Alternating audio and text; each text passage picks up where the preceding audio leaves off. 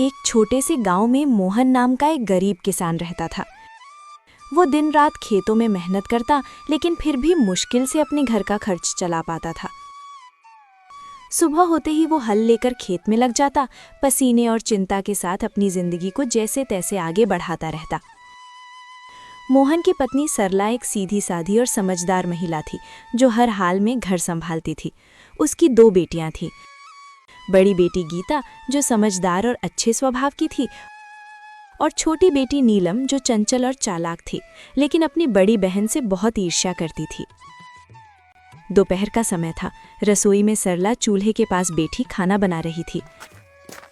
गीता उसके पास आकर चुपचाप सब्जी काटने लगी।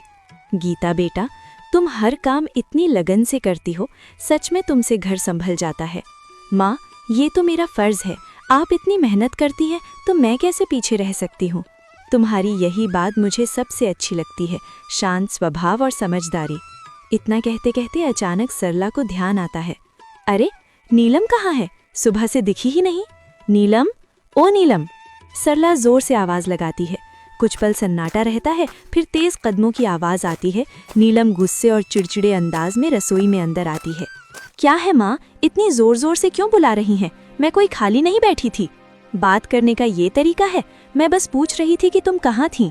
नीलम हंसते हुए तंज में, आपको मेरी क्या चिंता होगी, आपको तो बस आपकी आदर्श बेटी गीता की ही फिक्र रहती है।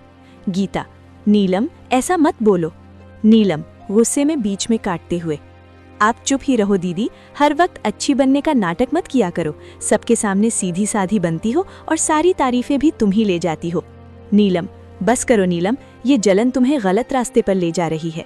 हाँ, जलन है मुझे, क्योंकि मुझे हमेशा आप दोनों के बीच में छोटा और बेकार महसूस कराया जाता है। आप दोनों को तो बस एक दूसरे की अच्छाई ही दिखती है। दोपहर की तेज धूप खेतों पर चमक रही थी। मोहन अपने खेत में हल चला रहा था। उसके कपड़े पसीने से भीग चुके थे, लेकिन वो बिना रुके काम करता जा रहा था। चारों तरफ सन्नाटा था, बस बैलों की धीमी चाल और हल्की मिट्टी चीरने की आवाज सुनाई दे रही थी।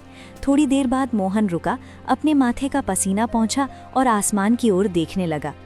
हे भगवान, इस बार तो दया कर देना। हर साल की तरह इस बार भी अगर फसल खराब हो गई ना, तो घर चलाना मुश्किल हो जाएगा। बच्चों की जिम्मेदारी है, घर का खर्च है, कब तक यूं ही जैसे तैसे चलता रहेगा। वो गहरी सांस लेकर फिर आसमान की ओर देखता है। बस भगवान, इस बार कोई मुसीबत मत आने देना। बारिश समय पर हो जाए, फसल अच्छी हो जाए, ताकि मेरे बच्चों को थोड़ा अच्छा जीवन दे सकूं। इतना कहकर वो फिर से काम करने लगता है। तभी दूर से कोई आवाज लगाता है, अरे मोहन! मोहन मुड़कर देखता है। उसका दोस्त रामलाल उसकी तरफ आ रहा होता है। क्या बात है भाई, आज तो बड़े सोच में डूबे हुए लग रहे हो। क्या बताऊं रामलाल, किसान की जिंदगी ही ऐसी है। मेहनत तो पूरी करते हैं, लेकिन सब कुछ ऊपर वाले के हाथ में होता है। बिल्कुल सही कहा तुमने। इस बार तो मौसम भी कुछ ठीक नहीं लग रहा, कभी ज्यादा धूप, कभी अचानक बादल। हाँ, बस यही डर लगा रहता है। अगर समय पर बारिश नहीं हुई तो सारी मेहनत बेकार चली जाएगी। लेकिन मेहनत करने वालों का साथ भगवान जरूर देता है। देखना, इस बार सब अच्छा होगा।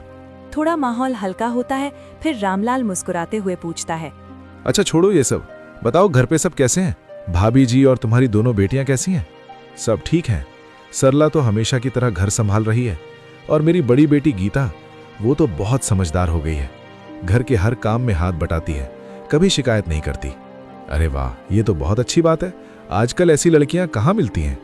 हाँ, लेकिन छोटी वाली नीलम, उसका स्वभाव थोड़ा अलग है, चंचल है और कभी कभी गुस्सा भी जल्दी आ जाता है। समझाने की कोशिश करता हूं, लेकिन उम्र भी तो ऐसी है। कोई बात नहीं मोहन, धीरे धीरे सब समझ आ जाता है। बच्चे हैं, समय के साथ सीख जाते हैं। बस यही उम्मीद है कि दोनों बेटियां सही रास्ते पर चलें और खुश रहें। बाकी भगवान की मर्जी। दोनों कुछ पल के लिए खेत की तरफ देखते हैं, फसल, मिट्टी और अपने संघर्ष भरे जीवन को। चलो भाई, हिम्मत मत हारना, सब ठीक होगा। हाँ, उम्मीद तो उसी से है।